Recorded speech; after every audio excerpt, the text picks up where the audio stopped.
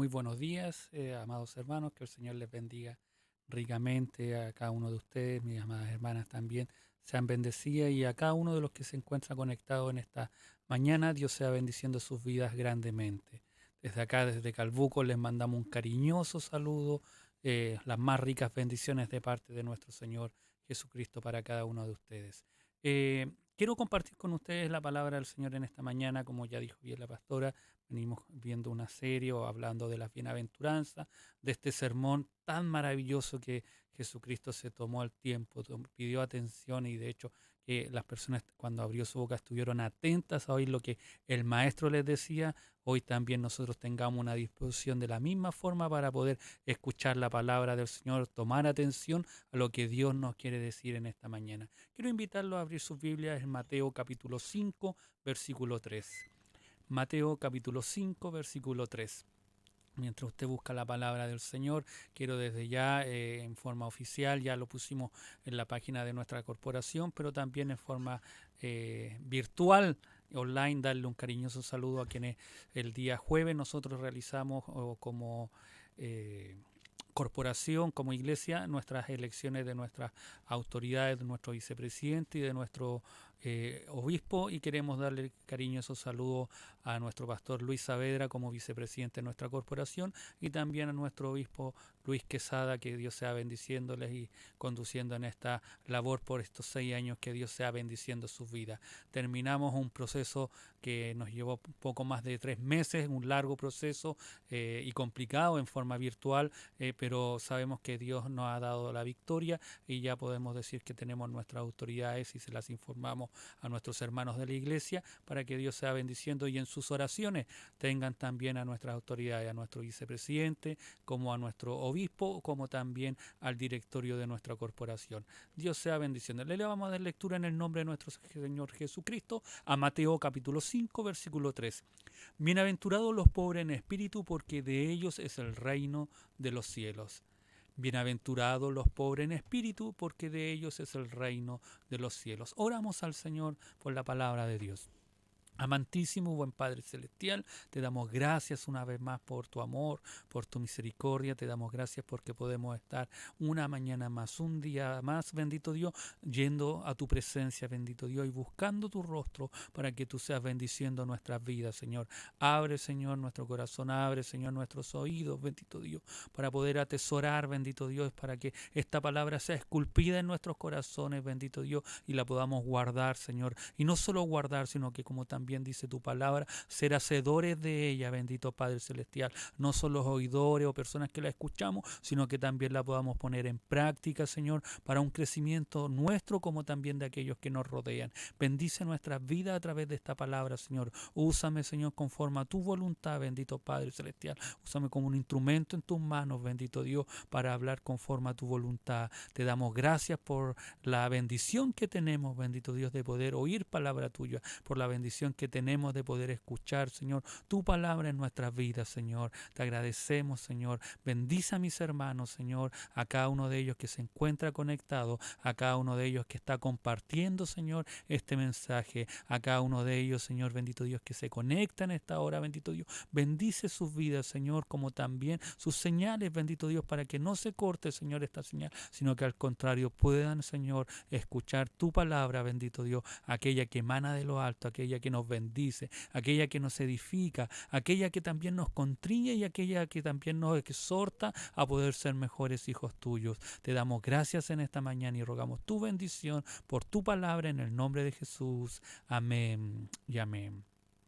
Dios sea bendiciendo sus vidas una vez más. La semana pasada comenzábamos hablando los primeros dos versículos de eh, este sermón del monte o sermón de la montaña, como le decíamos, y tantos títulos que las personas le han dado, pero que es edificante, es constructivo para nuestras vidas. Es interesante porque no podemos dejar de lado lo que el Señor, nuestro Señor Jesucristo hizo y cómo también contrarrestaba a las enseñanzas de los fariseos con este mensaje. Y hoy veremos la primera bienaventuranza que aparece en este capítulo en un momento en que a lo mejor muchos y a lo mejor se pusieron contentos atento las personas que estaban ahí oyendo cuando la primera palabra que esbozan este mensaje es bienaventurado, dichoso, contento, como muchas veces hemos visto que significa. Pero aquí también tenemos 4 maneras de entender las bienaventuranzas. La primera son un código de ética para los discípulos y norma de conducta para todos los creyentes. Las bienaventuranzas en sí no son, como podríamos muchos decir a lo mejor, o muchos podrían decir, no, que si cumplimos con las bienaventuranzas estamos bien, estamos salvados, estamos dados, como dicen los jóvenes. No, no es así, sino que es parte del crecimiento, es parte de la conducta de cada uno de nosotros como creyentes. También es contra contrastan los valores del reino que de los cielos ¿por qué? ¿Y por qué contrasta? Porque es el reino de los cielos versus o con los valores mundanos. Y en este Sermón del Monte se contrarresta eso. Es decir, Jesucristo exalta los valores del reino de los cielos, del buscar el reino de Dios, buscar su justicia y todos los valores que implican por los valores mundanos o de los seres humanos que son los temporales normalmente que nosotros buscamos. Y se contrarresta con eso. Y lo vamos a ir viendo a medida que vamos estudiando estos mensajes o esta bienaventuranza. También contrasta la fe superficial de los fariseos con la fe verdadera que Cristo quiere que nosotros, cada uno de nosotros, tengamos. Y eso es también porque muchos podemos tener una fe superficial, muchos podemos tener una fe en los ritos como lo tenían los fariseos, muchos podemos tener una fe en las tradiciones como se daba en la época, pero las bienaventuranzas es algo totalmente contradictorio. No es una fe a las tradiciones, no es una fe a los ritos, no es una fe a los amuletos, sino que la verdadera fe en Cristo Jesús. Y eso es lo importante que nosotros debemos rescatar. Como también muestra que las expectativas del Antiguo Testamento se verían cumplidas en el nuevo reino de Dios. Aunque muchos tenían una expectativa de que Jesucristo iba a venir con mano poderosa, que Jesucristo les iba a dar a lo mejor lo que ellos estaban pidiendo, un nuevo reino, un nuevo gobierno, una nueva entidad que iban a oprimir a quienes le estaban oprimiendo, aquellos romanos que veían la religión monoteísta como algo difícil, algo que les molestaba a ellos y podían oprimir. Entonces muchos a lo mejor pensaban de que iba a venir de esa forma el maestro cuando él viene de una forma totalmente diferente, como realmente a explicar lo que es el reino de Dios, lo que es el Padre, aquel pueblo, el pueblo judío, los hebreos de la época conocieran realmente a este Padre que no conocían, sino que a lo mejor como muchos de nosotros tenían a este Dios allá arriba en los cielos y acá en la tierra gobernaban sus propias vidas como muchos de nosotros lo hacíamos antes de conocer a Jesucristo. Estas bienaventuranzas no pueden ser tomadas selectivamente. Uno no escoge lo que quiere y deja el resto, sino que deben tomarse como un todo. No es que yo voy a escoger esta y esta porque me agrada. No, son un todo. Todo es un complemento, una tras otra. Una va en razón de la otra. Entonces, son todo un complemento. No podemos dejarla aparte. Y eso nosotros también tenemos que tenerlo claro. Describe lo que debemos ser como seguidores de Cristo. Las bienaventuranzas son de naturaleza mesiánica, es decir, se refieren una y otra vez a las promesas mesiánicas del Antiguo Testamento. Constituyen una ética de gracia basada en la misericordia de Dios en vez de una ética de obediencia. El hecho de hacer ciertas cosas no es el camino para obtener la felicidad o la bendición de Dios. Se presentan en forma de paradoja, es decir, aparentes contradicciones que sirven para despertar el interés y grabar las enseñanzas en la mente de cada uno de nosotros que oímos estas enseñanzas. Son descripciones de carácter en forma de exclamación, declaraciones con un elemento de sorpresa. Y eso lo vamos a ir viendo a medida que vamos estudiando aquellas bienaventuranzas. Revelan la voluntad de Dios para todos los súbditos del reino. Estas 8 cualidades de carácter se relacionan estrechamente, de modo que ninguna de ellas puede existir separadamente de las demás.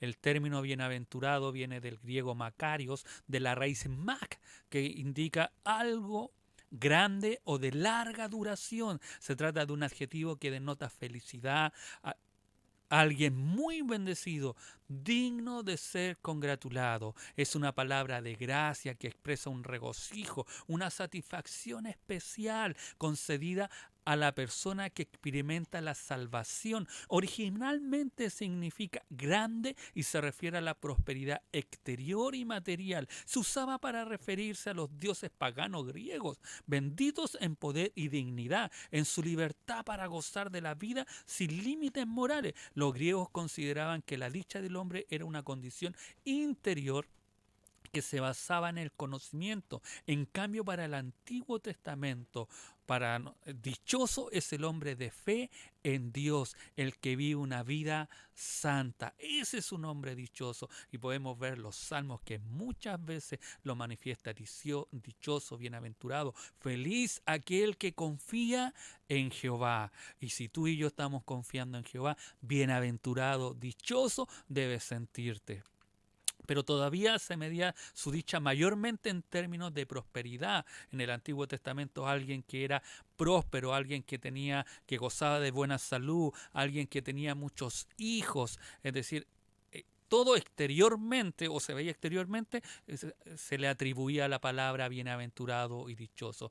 Y lo podemos ver en la vida de Ana. No nos olvidemos cuando Ana va a orar ahí al templo porque no tenía hijos, hablaba de una mujer desdichada, una mujer que no tenía futuro, una mujer que no era feliz por no tener hijos y era menospreciada por las demás. Por eso oró fervientemente al Señor para pedirle un hijo. Y lo primero que hizo esta mujer fue de entregárselo al Señor cuando ya lo había destetado. Fue y lo entregó al templo para que ministrara. Y grandioso, porque fue uno de los últimos profetas, el profeta Samuel o el sacerdote Samuel, en el cual pudo dirigir al pueblo de Dios. Y no solo eso, sino que podemos ver en la historia de Raquel y Lea cuando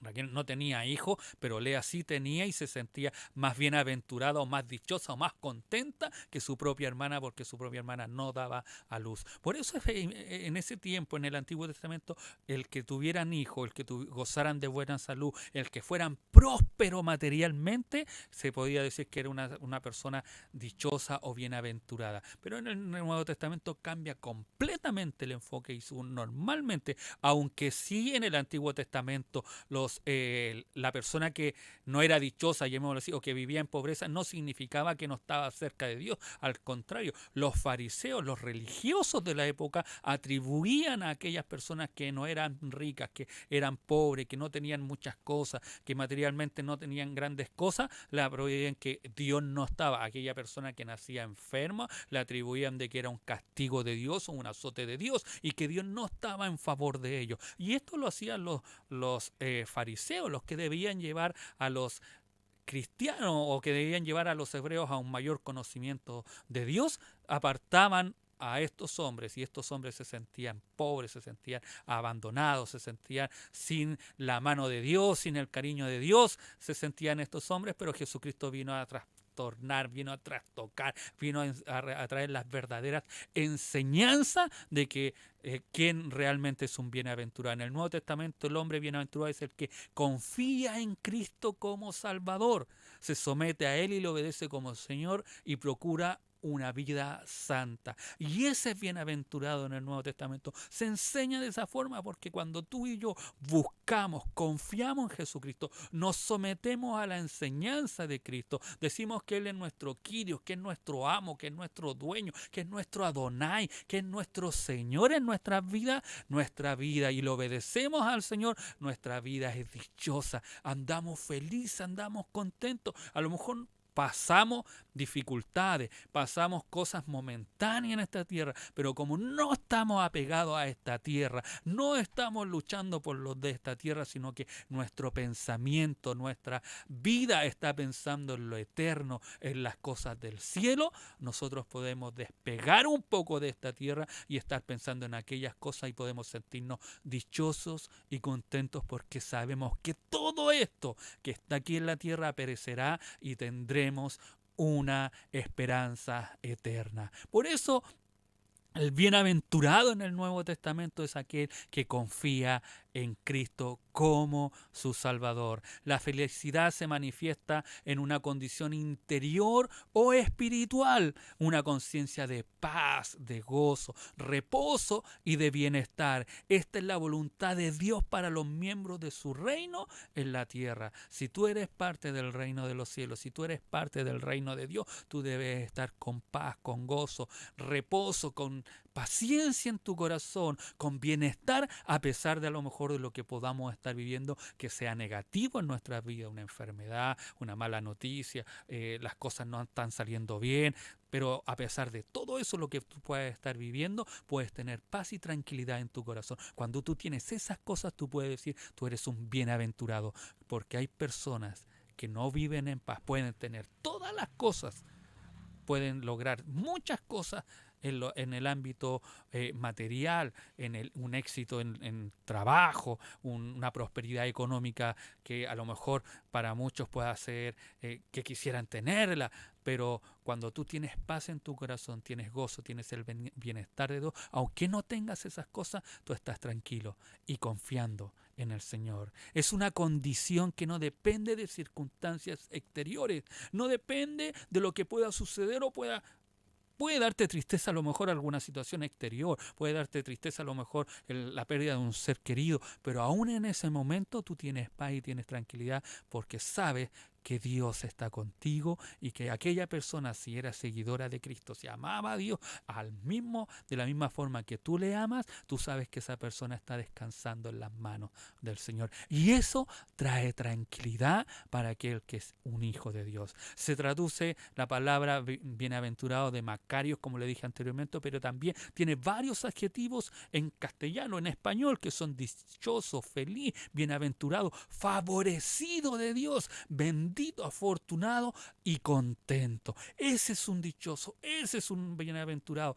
Tú y yo somos bienaventurados, debemos estar contentos porque tenemos a Cristo en medio de nuestras vidas. Debemos estar felices porque Él está en medio nuestro. Debemos ser somos unos favorecidos del Señor, de que Él tuvo misericordia de mí y de ti. Somos unos benditos y unos afortunados por tener a Cristo en nuestras vidas.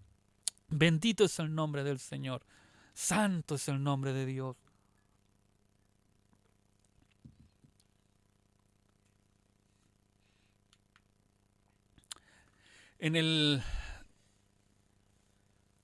Cuando nosotros vemos el Antiguo Testamento, podemos ver que no se tenía ninguna estima por los pobres. Ante las propiedades y la riqueza eran considerados como signo de la bendición de Dios. No nos olvidemos que antes que Job sufriera todas aquellas cosas, antes que sufriera Job todas aquellas cosas, todos decían que era un bienaventurado, era dichoso, pero cuando empezó a perder aquellas cosas, dijeron que Dios había apartado de él, que Dios ya no estaba con él, cuando empezaron a morir sus hijos, sus riquezas, o empezaron a ser destruidas, dijeron que ya no era un bienaventurado. Por eso es importantísimo saber que nosotros hoy en día somos bienaventurados, no por las riquezas que podamos tener, sino porque tenemos a Cristo. La palabra para pobreza, que en el griego aparece es proyos, que la versión Reina Valera Antigua traduce como proyos como pobre. Es una traducción perfectamente correcta y hay mucha riqueza de significado tras ella. Cuando Jesús leyó la lección en la sinagoga, y esto es maravilloso, amado hermano, cuando Jesús leyó la lección en la sinagoga de Nazaret, comenzando su ministerio, le dieron a leer el pasaje que dice que, que el Espíritu del Señor está sobre el siervo de Dios para que le sea predicado el Evangelio a los pobres. En Lucas capítulo 4, versículo 18 al 21 dice, el Espíritu del Señor está sobre mí, por cuanto me ha ungido para dar buenas nuevas a los pobres, me ha enviado a sanar a los quebrantados de corazón, a pregonar libertad a los cautivos y vista a los ciegos, a poner en libertad a los oprimidos, a predicar el año agradable del Señor. Y enrollando el libro, dice la Escritura, lo dio al ministro y se sentó, y los ojos de todos de la sinagoga estaban fijos en él, y comenzó a decirles, hoy se ha cumplido esta Escritura delante de vosotros. Por eso es tan importante que en este Sermón del Monte, Jesucristo, iniciando su ministerio, da a leer o le dan a leer esta palabra que comienza diciendo de esa forma: el Espíritu del Señor está sobre mí, por cuanto me ha ungido para dar buenas nuevas a los pobres. Y cuando hablamos de pobres, se está refiriendo a la misma palabra que utiliza Jesucristo en la bienaventuranza: bienaventurados los pobres de espíritu, porque de los tales es el reino de los cielos. Qué maravilloso que Jesucristo, el mismo que comienza su ministerio leyendo esta porción y diciéndole a todos aquellos que le oían que esas palabras se estaban cumpliendo en su vida, comienza diciéndole que bienaventurados son los pobres. Aquellos que eran bienaventurados, aquellos que venían a recibir buenas noticias, aquellos que estaban siendo oprimidos, aquellos que se sentían menos que la nada, estaban siendo bienaventurados, estaban siendo dichosos. Jesucristo le está diciendo: siéntanse gozosos, conténtense, porque ha llegado el tiempo de ustedes, el tiempo que ustedes están esperando, el tiempo del oprimido, el tiempo del quebrantado, el tiempo de el cual no tenía esperanza. No nos olvidemos que los fariseos le decían que los pobres no tenían esperanza, no podían acercarse a Dios. Hoy Jesucristo, en esa bienaventuranza, le está diciendo: hoy ustedes tienen esperanza, hoy ustedes son bienaventurados, porque ha llegado, porque de ustedes es el reino de los cielos. ¿No es maravilloso saber que este Jesucristo, el que estaba dando aquellas, y no solo lo dijo ahí cuando leyó en Lucas, el párrafo ese que le dieron a leer, sino que también cuando se presentaron los discípulos de Juan el Bautista, cuando Jesús presentó sus credenciales, por así decir, a los discípulos de Juan el Bautista, que habían venido a preguntarle si realmente él era el ungido. Su respuesta culminó con estas palabras: a los pobres ha anunciado el evangelio. En Mateo 11:5 dice: los ciegos ven. Y le dicen: vayan y respóndanle a Juan. Los ciegos ven, los cojos andan, los leprosos son limpiados, los sordos oyen, los muertos son resucitados, y a los pobres es anunciado el evangelio. Mire qué maravilloso que Jesucristo está anunciando este evangelio a los que eran oprimidos, a los que eran rechazados, a los que eran mal mirados. A ellos le está anunciando el evangelio. Pobre no significa aquella persona que no tenga nada. Pobre no significa aquella persona como nosotros a veces hemos vendido malamente o hemos salido a ofrecer el evangelio de la oferta. Venga porque Cristo le va a sanar, venga porque Cristo le va a dar una casa, venga porque Cristo le va a dar un auto, venga porque Cristo... Y a veces nos ponemos igual como los fariseos a ofrecerle cosas a la gente. Hace años atrás recuerdo en una oportunidad que había un canal que decía que pactáramos con Dios para tener nuestra casa, para tener esto, dale esto al Señor y Él te va a dar esto otro. No, no se trataba de eso. El Evangelio no trata de eso. La bienaventuranza no trata de que tú y yo debemos pactar con Dios. El Evangelio trata, o la bienaventuranza, pobre de espíritu, significa que yo soy un necesitado de Dios, como lo explicaba la pastora hace unos domingos atrás, y somos necesitados de Dios. Por eso Jesucristo te culmina diciéndole a aquellos hombres que le fueron a preguntar, los discípulos de Juan el Bautista: respóndanle de esto. Esto es lo que está aconteciendo. Y a los pobres, aquellos que tienen necesidad de Dios, aquellos que necesitan oír la palabra de Dios, es anunciado este evangelio. Son anunciadas las buenas nuevas, las gratas nuevas de salvación. Y hoy en día hay mucha necesidad, hay mucha gente pobre en espíritu que necesita oír la palabra de Dios. Qué maravilloso que tú y yo podamos ser aquellas personas que podamos llevar aquel evangelio. Las bienaventuranzas comienzan con bienaventurados los pobres en espíritu. En todos estos casos se usa la palabra proios. En griego hay dos palabras que significan pobre.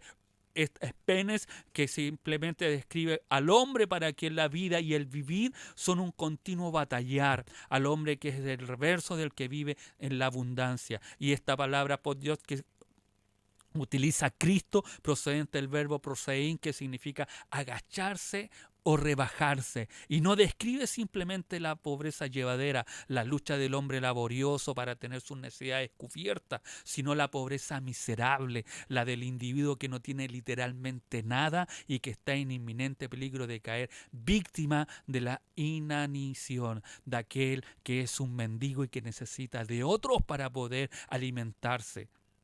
En primer lugar, notemos que Protos no describe la pobreza pasable, sino la total indigencia. Describe la condición más desesperante, la absoluta destitución. Se refiere al mendigo que depende de la bondad de otros para su existencia, uno que no tiene recursos propios. Jesús está describiendo al discípulo que reconoce en su corazón que no tiene recursos espirituales o méritos propios. En pocas palabras se puede describir en 3 etapas. La primera significa simplemente pobre en el sentido de carencia de bienes de este mundo.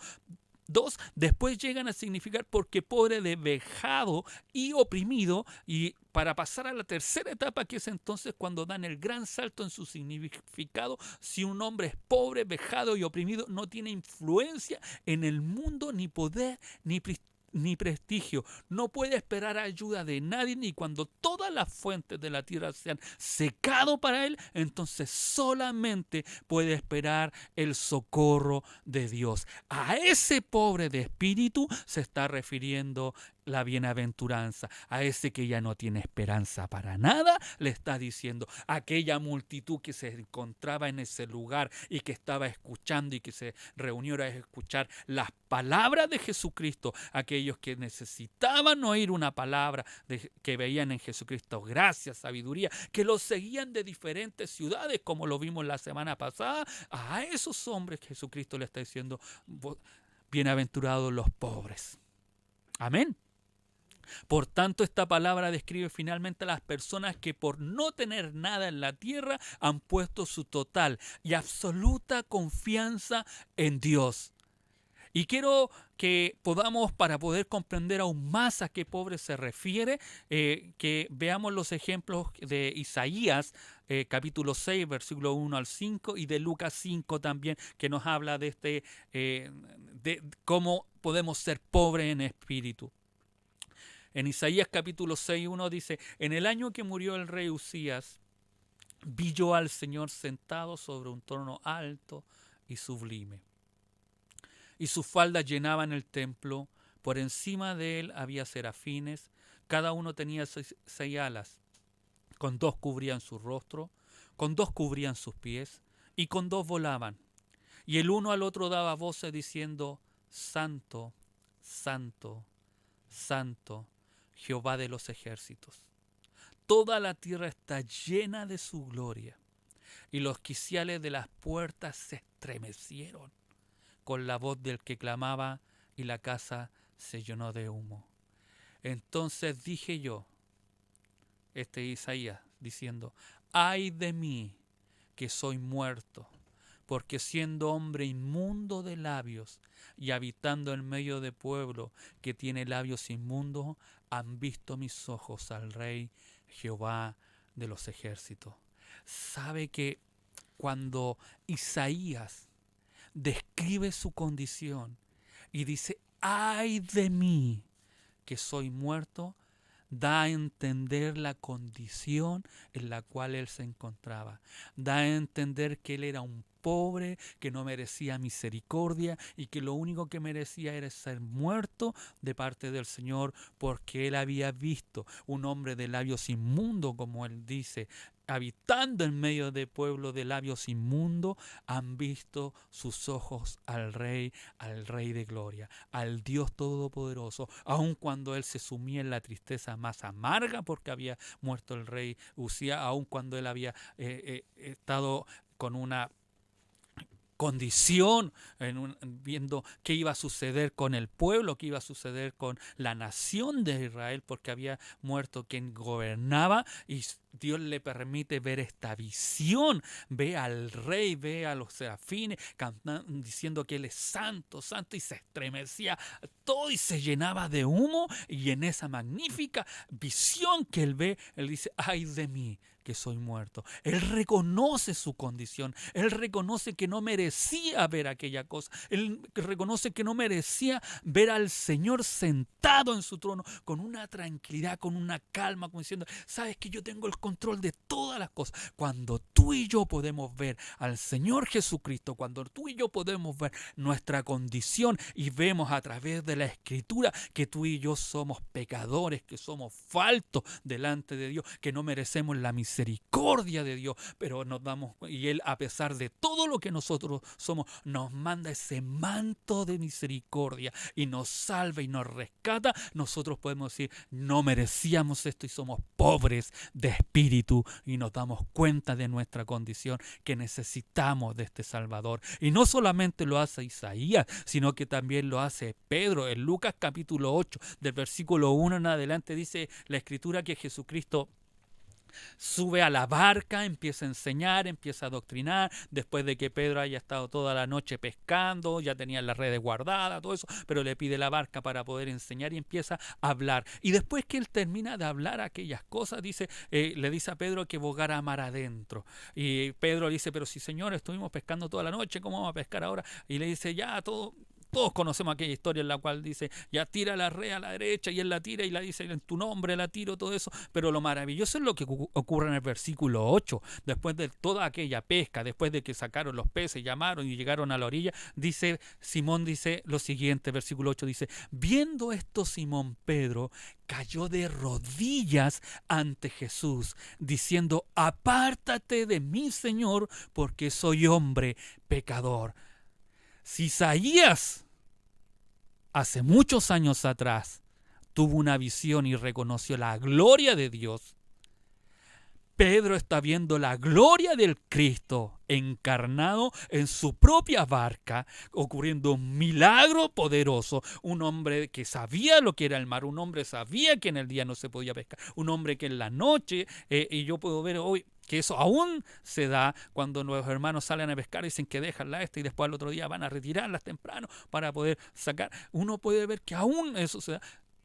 Y en el día que hayan pescado, haber sacado, donde trabajaron toda una noche y no había nada, pero en el nombre de Jesucristo. Por eso Pedro reconoce su condición y dice, apártate de mí, no soy digno de que tú estés aquí en mi barca, no soy digno de lo que haya ocurrido, porque soy un hombre pecador. Y ahí es Jesucristo donde le dice, sígueme porque yo te haré pescador de hombres. Y Pedro, dejando todo, dice la Escritura, le sigue. Qué maravilloso, amado hermano, cuando tú y yo reconocemos la condición. Y esa es la condición, eso es lo que nosotros debemos hacer cuando habla de pobre de espíritu. No de que a lo mejor no tenemos una casa, no de que a lo mejor no tenemos un trabajo, no de que a lo mejor andamos al 3 y al 4 económicamente, sino que al contrario, cuando tú y yo reconocemos nuestra necesidad de Jesucristo, somos pobres en espíritu. Cuando tú y yo reconocemos que necesitamos solamente de Dios en nuestra vida, estamos reconociendo y estamos siendo bienaventurados, dichosos, contentos, porque somos pobres en espíritu.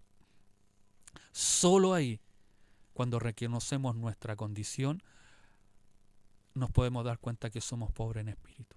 No cuando nosotros a veces malamente decimos, cuando yo cambie. Mire, a veces nosotros tenemos, o alguna vez usted lo ha escuchado, cuando yo cambie, voy a ir a la iglesia. Si tú eres de alguno de esos que alguna vez has dicho, cuando yo cambie, cuando yo me saque esto, todo esto, voy a ir a la iglesia o voy a aceptar a Cristo. No voy a ir a la iglesia, sino que voy a aceptar a Cristo. No, amado.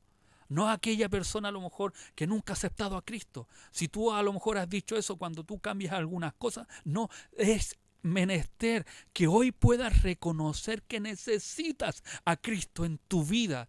Hoy es menester que tú puedas reconocer que necesitas a Cristo en tu corazón. Reconocer nuestra condición pecaminosa. No somos nosotros mejores que ninguna otra persona. Todos los que hemos reconocido a Cristo somos personas que hemos necesitado de Él y reconocemos que nosotros no podíamos cambiar solos. Necesitábamos de ese manto de misericordia en nuestras vidas para poder ser salvos. Ahora es cuando estamos en situación de alcanzar el pleno significado de la bienaventuranza. Bienaventurados los pobres en espíritu, la cual primeramente significa bienaventurado el hombre que tiene un claro sentido de su miserable pobreza delante de Dios. El hombre que no solo siente mera insatisfacción, sino el que dice: Dios se propicio a mí, pecador, como aquel publicano. Si se recuerdan aquella historia cuando entró aquel hombre que gracias por no ser como aquel hombre, gracias por no ser como este publicano, gracias por no ser como este, y el otro llegó y entró: Señor, sé propicio a mí, porque soy un pecador. No merezco nada, pero sé propicio a mí, Señor. Pero también significa bienaventurado el hombre que, teniendo este claro sentido de su condición miserable, ponemos toda nuestra confianza en Dios. Así pues, la bienaventuranza expresa: bienaventurado el hombre que es consciente de su desesperada necesidad y que está completamente cierto de que en Dios y solo en Dios esa necesidad puede ser satisfecha. Qué maravilloso cuando tú y yo podemos comprender eso. Que nosotros podemos entender, tú y yo podemos entender en nuestro corazón que nada podemos hacer si Dios no es con nosotros, si Él no cumple aquellas necesidades de nosotros. La razón o causa de dicha es que el reino de los cielos ya pertenece a ellos y solamente a ellos. Qué maravilloso es decir, cuando tú te das cuenta, cuando yo me doy cuenta que soy un pobre, soy un necesitado, que necesito de Dios, dice la Escritura, porque de los tales es el reino de los cielos. Ya es algo que Jesucristo afirma, Jesucristo declara, Jesucristo dice que de nosotros es el reino. No es algo que tú debes hacer, no es algo que tú puedas realizar, no es una obra que puedas hacer o dar todo. No, es que nosotros nos demos cuenta de la necesidad que tenemos de Dios y el reino automáticamente de los cielos también es nuestro. Ellos tienen motivo de sentirse dichosos. Cristo mismo los considera dueños y partícipes del reino de ellos. Es enfático indicando que el reino es exclusivamente de ellos. Más aún, el reino es una realidad presente para ellos. El reino se compone de los que se someten al gobierno de Dios y lo obedecen. Qué maravilloso es saber, amados hermanos, que el reino de Dios es de cada uno de nosotros. Cuanto más necesitados estamos del Señor, más cerca estamos del reino de los cielos. Dios sea bendiciéndonos en esta mañana. Dios bendiga nuestra vida, bendiga su vida grandemente y que cada día más nosotros podamos ser estos pobres en espíritu. Y si tú sabes de alguna persona que tenga necesidad, que sea pobre en espíritu, te invito a que puedas llevarlo a Cristo, que pueda ver la necesidad. No es que vayas a ofrecerle que Dios va a sanar, Dios va a curar, Dios va a sacarlo de esto. Dios lo puede hacer y tiene todo el poder. De eso soy un convencido. Dios tiene el poder para sanar, Dios tiene el poder para dar, Dios tiene el poder para multiplicar, Dios tiene para sacar de la condición económica a una persona, Dios tiene para prosperar a otra persona. Yo no desconozco el poder que tiene, pero primeramente lo que Dios quiere en cada uno de nosotros es sanar nuestro corazón, que no nos sintamos autosuficientes, sino que nos sintamos de aquellas personas que necesitamos cada día más de Dios. Aquella condición que sintió Isaías diciendo que era un pobre, que él tenía que fallecer, aquella condición que sintió Pedro cuando el Señor Jesucristo hizo algo milagroso, majestuoso, aquella sensación que sintió Pablo cuando perseguía a Jesucristo y cayó del caballo, y todos conocemos la historia. ¿Quién eres tú? Yo soy el Jesús al que tú persigues. Dime qué quieres que haga. En la misma condición tú y yo podamos siempre reconocer a nuestro Señor Jesucristo y decir: Señor, ¿qué quieres que yo haga? Aquí estoy, no puedo más. Ya no puedo más con esto. ¿Qué quieres? Cuando tú y yo nos reconocemos pobres en espíritu, Dios puede obrar en nuestros corazones. Que Dios te bendiga. Te invito para este próximo domingo para que continuemos con esta serie y vendrá: bienaventurados los que lloran, porque ellos recibirán consolación. Dios les bendiga. Los dejo con una alabanza